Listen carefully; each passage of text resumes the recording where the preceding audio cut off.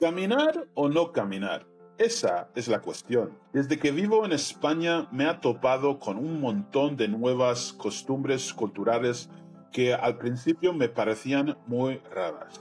Recuerda que soy estadounidense y hoy vamos a hablar de las diferencias entre Europa y los Estados Unidos en cuanto a la cultura de caminar, lo bueno, lo malo y lo feo.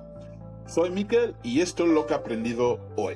Lo bueno, en la mayoría de las ciudades europeas, caminar es lo normal, es parte del día a día.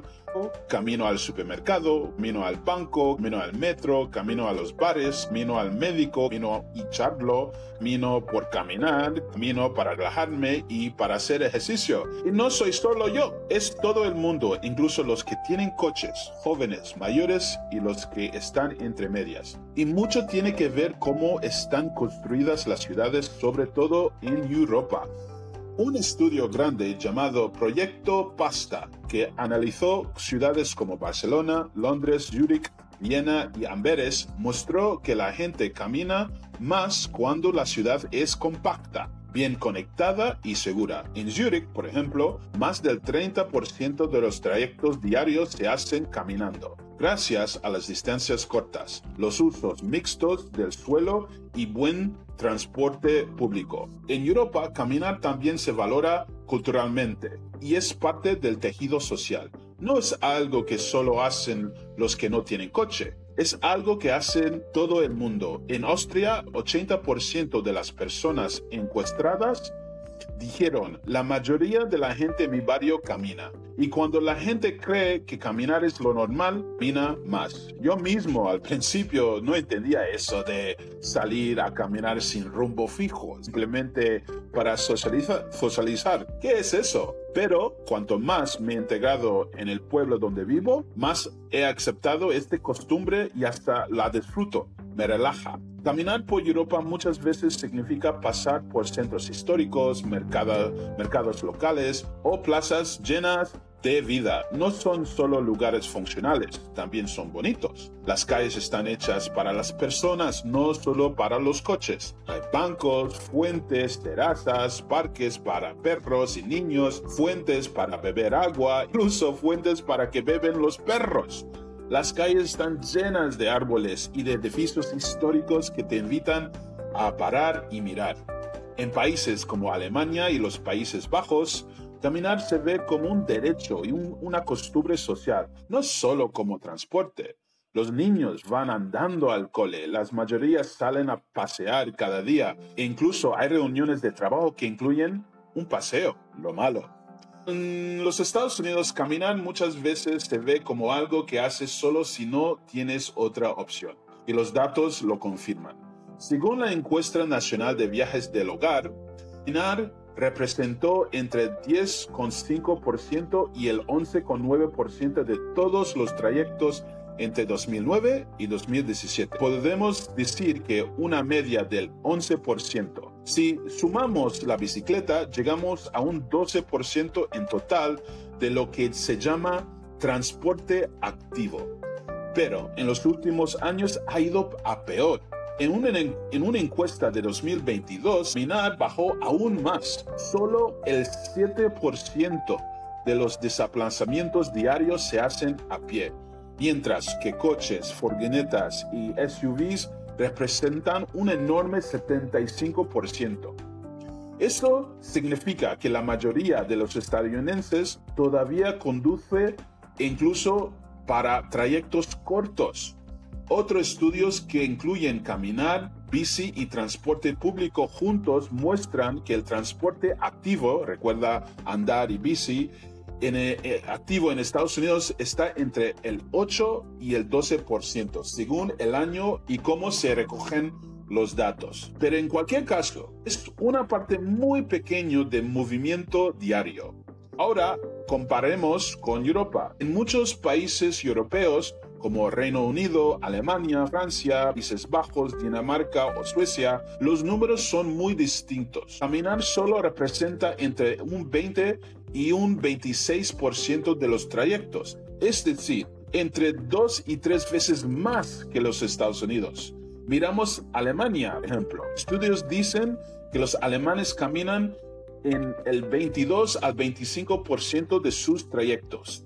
Y si se suma la bici, el número sube aún más. No solo caminar más, diseñan sus ciudades para que sea más fácil y seguro hacerlo. Y luego, en ciudades como París, en el centro, el 53% de los trayectos se hacen caminando. Los coches representan solo un 4%.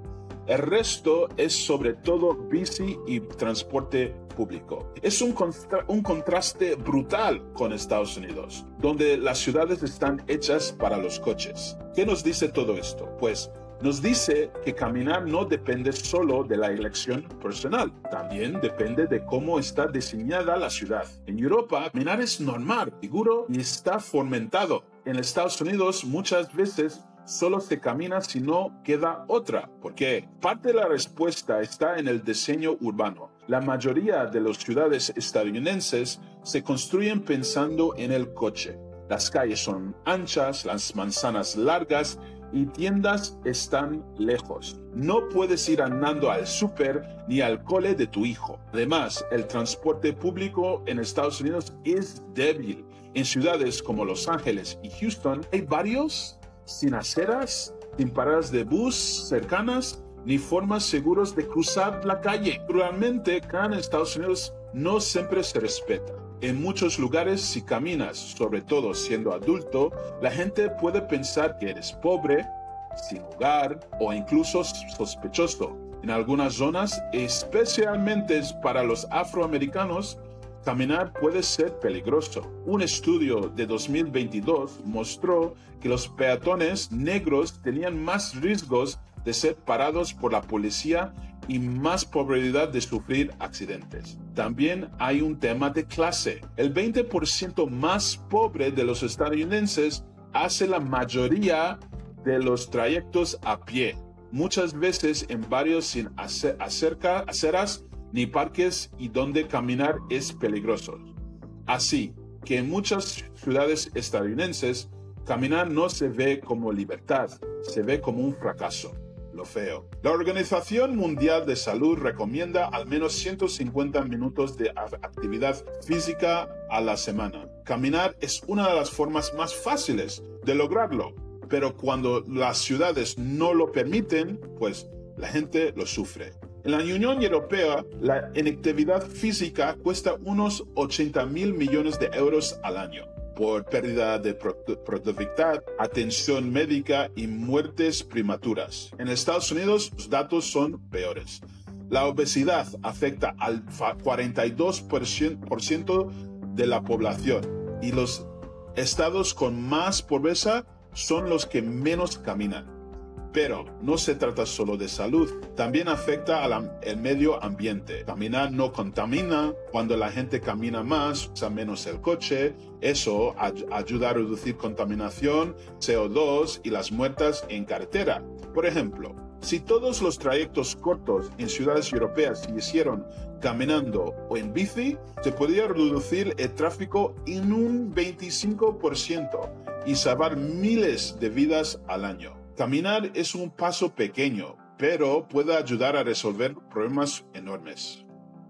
En Europa, caminar tiene una larga historia. La gente cruzaba países a pie en peregrinaciones, como el Camino de Santiago en España. En Alemania era común pasear por senderos y bosques como forma de conectar con la naturaleza. En el siglo XIX, pensadores románticos como Rousseau o Goethe veían el paseo como una manera de conocerse a uno mismo y al mundo. Filósofos como Walter Benjamin paseaban por las ciudades para reflexionar sobre la sociedad, y a eso se llama ser flaneur o un pasante urbano.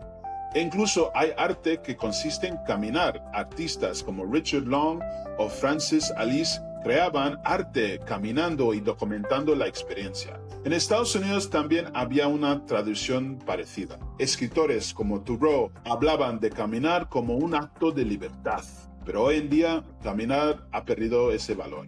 En muchas ciudades de Estados Unidos se ve como lo que haces cuando el coche se avería. Europa han mantenido la cultura de caminar como un derecho, una alegría y una forma de vida. En Estados Unidos, tristemente, lo han convertido a un signo de pobreza. Entonces, ¿cuál es la lección? En Europa, caminar es parte de la vida diaria y de la cultura.